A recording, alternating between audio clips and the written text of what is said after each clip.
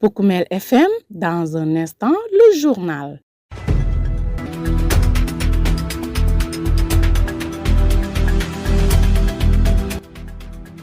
Mesdames, Messieurs, très heureux de vous retrouver sur Poukoumel FM, la 106.0 émettant au quartier Santosou, plus précisément en face de l'hôtel de ville de Goudomp, et bienvenue aux informations.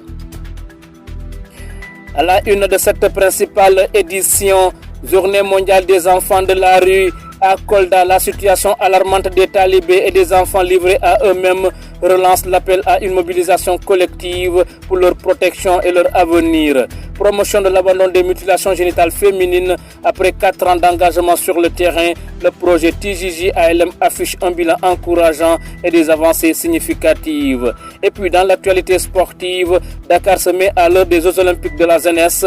Près de 200 chefs de mission en immersion dans la capitale pour évaluer les préparatifs, ajuster leur dispositif et mesurer l'ambition du Sénégal d'organiser un événement mondial réussi. Et c'est tout pour les titres. Le journal avec Younous Baro. Ousseynou Kamara assure les opérations techniques. Reparlons de la colère noire des agents des collectivités territoriales de Goudomp, membres de la FGT-SB, qui dénoncent des retards dans l'application des augmentations de leurs dus. Réunis en conclave samedi dernier à Samine Escale, ils ont exprimé leur indignation face à ce qu'ils qualifient de manque de volonté manifeste de certains maires et menacent de durcir le ton si leurs revendications ne sont pas satisfaites. Voyons tout cela dans ce reportage réalisé par votre serviteur. Les travailleurs des collectivités territoriales du département de Goudomp, membres de la FGT-SB, expriment leur profond mécontentement face à l'attitude de certains maires. Ils dénoncent des retards persistants dans la mise en œuvre de l'augmentation de leurs dus. En conclave, samedi 11 avril 2026 à Samine Escale, ils ont fait part de leur indignation, évoquant un manque manifeste de volonté de la part de certains premiers magistrats. Depuis la mise en fonction de la fonction publique locale, 2011 jusqu'ici, il n'y a pas eu d'avancement. Il y a certains maires qui ont réagi par rapport à ça et d'autres restent jusqu'ici à la traîne. On ne sait pas le pourquoi. Puisque si c'est l'État il a tout fait. Ce qui reste, c'est le manque de volonté des maires. Et l'argent là, ce n'est pas leur argent. Ce n'est pas leur argent. Donc c'est pour cela que nous sommes tous mobilisés aujourd'hui pour venir se rencontrer à Samine. C'est par rapport à la revalorisation des agents, les salaires des agents. C'est des dépenses qui sont obligatoires. Ce n'est pas des choses qu'il faut négocier, c'est obligatoire. C'est pour nous, c'est pour les agents. Mais ces maires-là, il y a des collectivités comme Diatakunda qui a payé, comme le conseil départemental qui a payé, le maire de Djibana qui, peut-être, qui a même payé depuis l'année dernière. Chez Agent rappelle qu'il joue un rôle essentiel dans le développement socio-économique des collectivités territoriales. Toute collectivité qui fonctionne ici, c'est les agents, les collectes là.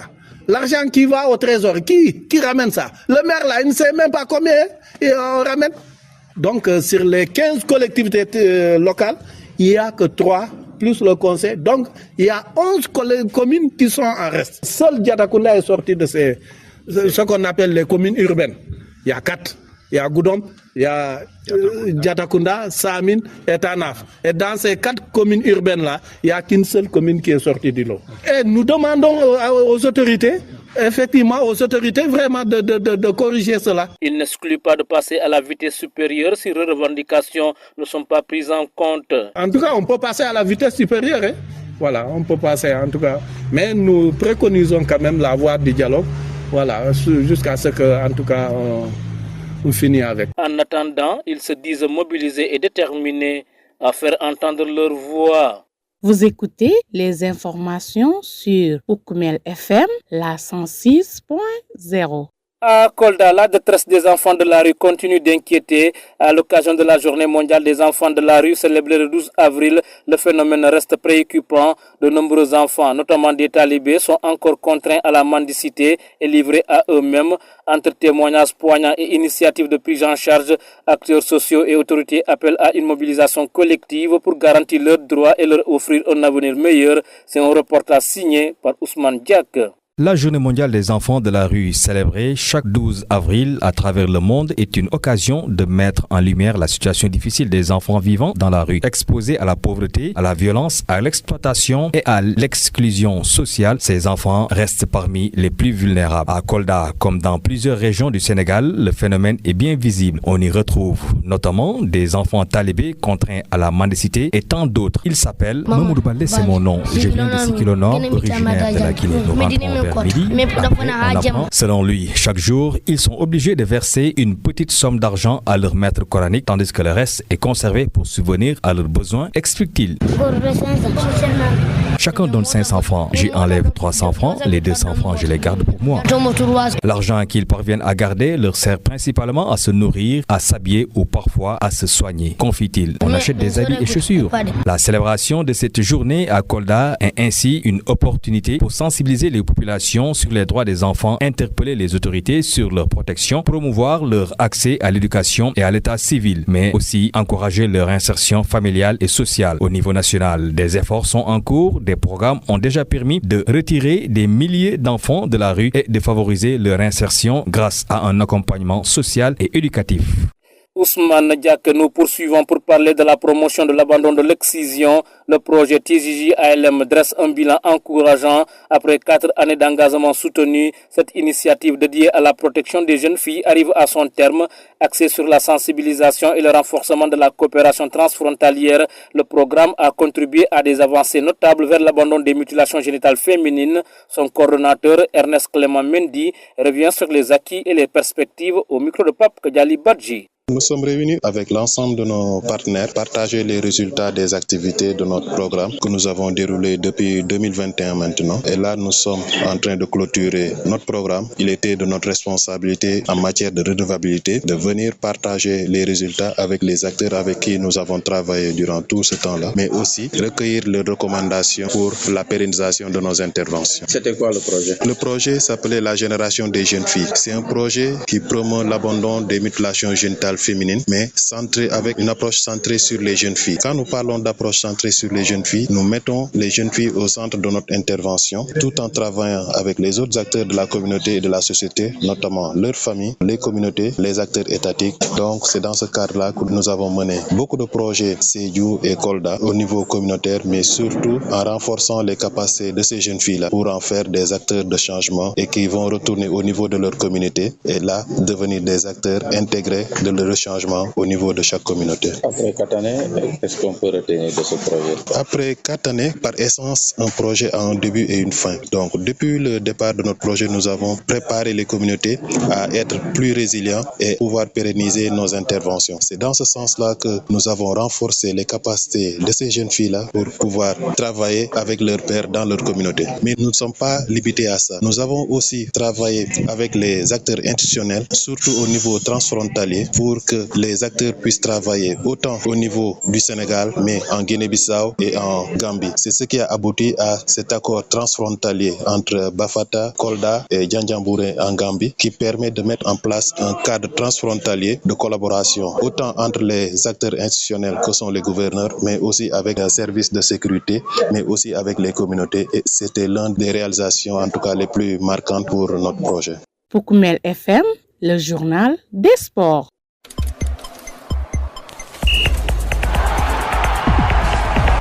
Vous l'avez compris, nous allons parler cette fois-ci de l'actualité des sports. Et dans ce studio avec moi, Lamine Fati qui va nous la présenter. Lamine, qu'est-ce qu'il y a lieu de retenir?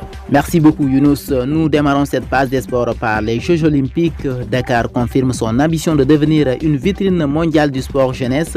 À l'approche des Jeux Olympiques de la jeunesse, près de 200 chefs de mission venus des 5 continents ont séjourné dans la capitale sénégalaise pour une immersion au cœur du dispositif organisationnel. Objectif, s'approprier progressivement l'événement. Au programme, une mise à niveau sur l'état d'avancement des préparatifs, des projections sur le déroulement des compétitions, mais aussi des visites de terrain sur les sites qui accueilleront les épreuves. Loin du simple protocole, ces échanges ont permis d'entrer dans le concret. Les chefs de mission ont dialogué avec les équipes d'organisation, ajusté leur plan logistique et anticipé les conditions d'accueil de leurs athlètes. Le village olympique et les infrastructures sportives ont particulièrement retenu l'attention. De quoi mesurer sur place le niveau de préparation du pays hôte entre exigences techniques et respect des standards internationaux. Un enjeu majeur pour le Sénégal, premier pays africain à accueillir les Jeux olympiques de la jeunesse. En ligne de mire, offrir une expérience réussie aux jeunes athlètes du monde entier. Et puis qu'en 2025 au Maroc, peine de prison confirmée pour les 18 supporters sénégalais, ni plus ferme ni plus clémente au Maroc. La Cour d'appel de Rabat a confirmé le lundi 13 avril 2026 au soir les peines prononcées en première instance à l'encontre des 18 supporters sénégalais poursuivis pour les violences de la finale de la CAN. 9 d'entre eux écopent d'un an de prison, 6 sont condamnés à 6 mois. Les 3 derniers vont pouvoir rentrer dans leur pays dans quelques jours. Ayant été condamnés à 3 mois de détention, ils auront bientôt purgé leur peine. Selon maître Patrick Kabou, l'article 308 en son alinéa 8 stipule que pour les faits qui sont reprochés aux Sénégalais, c'est l'organisateur de l'événement qui doit être poursuivi. Or, lors de sa conférence de presse tenue au Sénégal mercredi dernier, le président de la CAF, Patrice Motsepe, a affirmé que c'est la CAF l'organisatrice de la CAN 2025 et devrait être présente. La partie sénégalaise va finalement subir la sentence du tribunal sans preuve l'incriminant. Younous, un mot de la lutte pour finir. Le champion sénégalais des poids lourds de One Championship, Omar Khan, dit Regreg, défendra sa ceinture le 15 mai à Bangkok face au Russe Anatoly Malinkin lors de One Friday Fight. Ce combat revanche fait suite à leur premier affrontement remporté de justesse par le Sénégalais en novembre 2024, mettant fin à l'invincibilité de son adversaire. Initialement reporté après un accident, ce duel très attendu opposera un champion déterminé à confirmer son règne à un challenger avide de revanche. Younous, voici tout ce qu'on peut retenir dans cette page des sports. Grand merci à vous Lamine Fati pour ce survol de l'actualité sportive qui met un terme à ce journal. Le rappel des titres. Journée mondiale des enfants de la rue à Kolda, la situation alarmante des talibés et des enfants livrés à eux-mêmes relance l'appel à une mobilisation collective pour leur protection et leur avenir. Vous avez suivi le reportage réalisé par Ousmane Diak. Promotion de l'abandon des mutilations génitales féminines. Après 4 ans d'engagement sur le terrain, le projet TJJ ALM affiche un bilan encourageant et des avancées significatives. Vous avez également suivi son coordinateur Ernest Clément Mendy. Et puis dans l'actualité sportive, Dakar se met à l'heure des Jeux Olympiques de la jeunesse. Près de 200 chefs de mission en immersion dans la capitale pour évaluer les préparatifs, ajuster leurs dispositifs et mesurer l'ambition du Sénégal d'organiser un événement mondial réussi. Les détails, c'était avec Lamine Fati qui nous a présenté la page des sports. Grand merci à Ousseynou Kamara pour sa complicité technique. À ses côtés, Abdou Diédhiou que nous remercions également. Édition d'information présentée avec un immense plaisir par Younous Baro. Mesdames, Messieurs, aujourd'hui pas de version mandingue et on s'en excuse profondément. La rédaction de Poukoumel vous donne rendez-vous demain à pareil moment si tout se passe comme prévu. Mais d'ici là, passez d'excellents moments en compagnie de nos programmes. Merci et au revoir.